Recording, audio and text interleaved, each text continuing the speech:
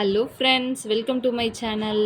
இன்றைக்கி சேனலில் நாம் எப்படி கேக்டஸில் மாவு பூச்சி வந்துடுச்சுன்னா அதை க்ளீன் பண்ணலாம். அதாவது இப்படி பண்ணும்போது ஒரு 90% இதோட சர்வைவல் சான்ஸ் வந்துட்டு அதிகரிக்கும். ஸோ எப்படி க்ளீன் பண்ணலாம் அப்படின்றத நான் காட்டுறேன். என்னோடய கேக்டஸில் பார்த்திங்கன்னா நிறைய மாவு பூச்சி வந்துருச்சு. ஸோ கொஞ்சம் பர்சனல் ஒர்க்னால ஒரு 1 வீக்காக சரியாக வந்துட்டு கேக்டஸ் எதையும் பார்க்க முடியல. அப்போ மாவு பூச்சி தொல்லை கொஞ்சம் அதிகமாகிடுச்சு. இப்போ இங்கே எடுத்து வச்சுருக்க கேக்டஸ் எல்லாம் பார்த்திங்கன்னா இப்போ நான் க்ளீன் பண்ணி எடுத்து வச்சுருக்கேன், ஒரு பூச்சி கூட இல்லாமல். அண்டு இதெல்லாம் பார்த்திங்கன்னா இப்போ தான் வந்துட்டு நான் க்ளீன் பண்ண போகிறேன். ஸோ வாங்க ஃப்ரெண்ட்ஸ், எப்படி க்ளீன் பண்ணலாம் எப்படின்னு பார்க்கலாம். இப்போ பாருங்கள், க்ளீன் பண்ணதுக்கும் க்ளீன் பண்ணாததுக்கும் எவ்வளோ வித்தியாசம் பாருங்கள், தெரியுதுங்களா? ஸோ வாங்க எப்படின்ட்டு நான் இன்றைக்கி காட்டுறேன். ஸோ பார்த்தீங்க அப்படின்னா இந்த முள்ளெல்லாம் இருக்குது பார்த்தீங்களா, இது வந்துட்டு நம்ம ஜஸ்ட்டு தலைமுடி மாதிரி தாங்க. இப்போ குழந்தைங்களுக்கு எப்படி தலைமுடியில் வந்துட்டு பெயின் இருக்குமோ அதே போல் தான் இதுவும். ஸோ இந்த முள்ளெல்லாம் வந்துட்டு ஜஸ்ட்டு நான் இப்படி கையாலே எடுத்து விடுறேங்க. இந்த பாருங்கள் எவ்வளோ பூச்சி பாருங்கள், இதில் தெரியுதுங்களா?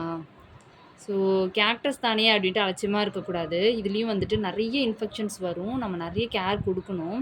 ஸோ இந்த பூச்சியெல்லாம் வந்துட்டு நான் தனியாக எடுத்து வச்சிடுறேன். இந்த பாருங்கள், இங்கே பாருங்க எவ்வளோ பூச்சி பார்த்தீங்களா? மேலால் பார்க்கும்போது எதுவுமே தெரியல, அது உள்ளே பார்க்கும்போது எவ்வளோ பூச்சி இருக்குது பாருங்கள், மாவு பூச்சி.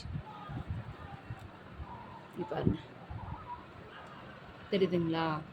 ஸோ இதெல்லாம் வந்துட்டு ரொம்ப ஈஸி தாங்க மெயின்டெனன்ஸ். ஜஸ்ட் அதில் இருக்குது அப்படின்னு நம்ம ஐடென்டிஃபை பண்ணிட்டோம்னா போதும். நம்ம இப்போ என்ன பண்ணுறோம் அப்படின்னா, ஜஸ்ட் அந்த மேலே இருக்க அந்த முடி மாதிரி இருக்கு இல்லையா, குட்டி குட்டி முள்ளாக, ஸோ அதெல்லாம் வந்துட்டு நம்ம ரிமூவ் பண்ணிக்கிறோம். ஸோ இது பார்த்தீங்கன்னா நான் இப்போ ஓரளவுக்கு க்ளீன் பண்ணி அந்த மேலே உள்ள அந்த முடி மாதிரி இருந்தது எல்லாத்தையுமே வந்துட்டு எடுத்துட்டேன். ஸோ இப்போ பாருங்கள், ஓரளவுக்கு அந்த மாவு பூச்சி இருந்ததெல்லாம் ஆல்மோஸ்ட் கையாலே எடுத்துட்டேன். சைட்லேயும் ஒரு சில இடத்துல இருந்தது, அந்த இடத்துலையும் வந்துட்டு எங்கெங்கெல்லாம் இருக்குதுன்னு பார்த்து அதையும் வந்துட்டு நான் எடுத்துட்டேன். இப்போ பார்த்தீங்கன்னா இந்த கேக்டஸ் க்ளீனாக இருக்குது. இப்போ நான் ஜஸ்ட்டு என்ன பண்ண போகிறேன்னா, இதில் வந்துட்டு நீம் ஸ்ப்ரே பண்ண போகிறேன், அவ்வளோதான். இதை நல்லா பண்ணிவிட்டு ஈரத்தோடையே வைக்காமல் கொஞ்சம் நல்லா வெயில் படுற இடமா வச்சிட்டிங்க அப்படின்னா ஒரு 10 நிமிஷத்தில் காஞ்சிரும். அதுக்கப்புறம் நிழலே ட்ரை பண்ணிவிட்டு இதை எடுத்து நம்ம திரும்ப ரீபாட் பண்ணிக்கலாம். இந்த கேக்டஸ் வந்துட்டு ரொம்ப அழகாக இருக்குங்க பார்க்குறதுக்கு. ஸோ பாருங்கள், இந்த மாதிரி இருக்கிறது தான். நான் இங்கே இருந்தது பக்ஸ் எல்லாத்தையுமே க்ளீன் பண்ணி எடுத்துட்டேன். இந்த பாருங்கள், இங்கே பாருங்கள், இதில் போட்டு வச்சுருக்கேன் பாருங்கள். இது எல்லாத்தையுமே க்ளீன் பண்ணி இப்போ நான் எடுத்து வச்சேன்.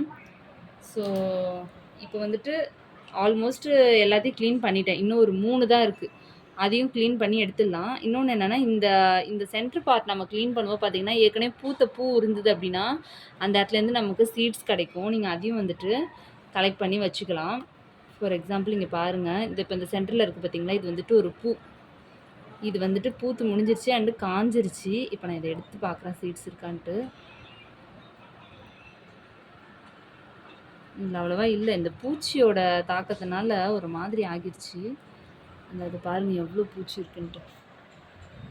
ஸோ இந்த பூச்சினாலே இதில் சீட்ஸ் அதுவும் பெருசாக இல்லாமல் போயிடுச்சு. பட் வந்துட்டு அந்த பூத்த இடத்துல வந்துட்டு பார்த்திங்கன்னா சீட்ஸ் இருக்கும். இது மேமிலேரியா வெரைட்டிலேயே எல்லோ கலர் ஃப்ளவர் கொடுக்கக்கூடியது. பார்த்திங்கன்னா இந்த ஆரஞ்சு கலரில் ஒரு ரெபூட்டியா மாதிரி வெரைட்டியில் வந்துட்டு சேல் கொடுத்துருந்தேன். ஸோ அந்த மாதிரி வெரைட்டிலேயே இது எல்லோ கலர் ஃப்ளவர் கொடுக்கக்கூடிய தான் ஆல்ரெடி கொடுத்துருந்தேன்.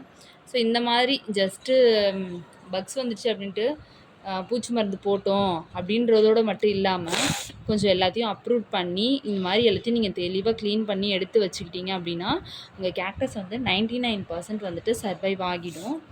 ஓகே ஃப்ரெண்ட்ஸ், இந்த டிப்ஸ் உங்களுக்கு பிடிச்சிருந்தது அப்படின்னா மறக்காமல் ஒரு லைக்காக தட்டி விட்டுருங்க. தேங்க்யூ ஸோ மச் ஃபார் வாட்சிங். சப்ஸ்கிரைப் பண்ணாதவங்க சப்ஸ்கிரைப் பண்ணிட்டு பாருங்கள். டாட்டா பாய்.